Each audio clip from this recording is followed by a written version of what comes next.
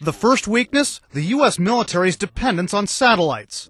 If hostilities broke out, experts say China could take out dozens of American reconnaissance or communications satellites within hours. Then, we simply couldn't function. You couldn't get data through, you couldn't get voice communications, you couldn't get any kind of telecommunications, you couldn't see the battle space. The second weakness, vulnerability. Experts say many American GPS satellites, which guide smart weapons and troop movements, are more than 1,000 miles into space, mostly out of range of China's ballistic missiles. But the reconnaissance satellites, which take pictures of the targets for those bombs, missiles, and soldiers, are sitting ducks. Our imagery intelligence satellites are in orbit only a few hundred miles up, the same altitude as the target satellite the Chinese shot down.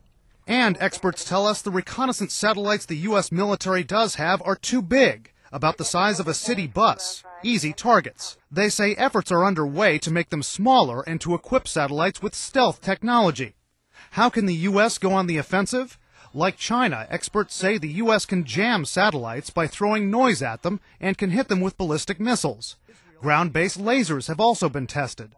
And an analyst with Jane's Defense Weekly believes U.S. military planners are at least thinking of developing satellites with attack capability.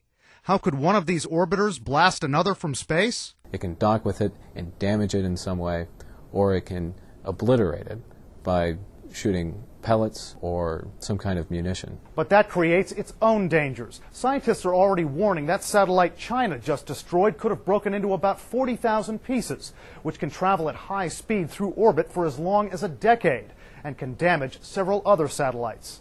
Brian Todd, CNN, Washington.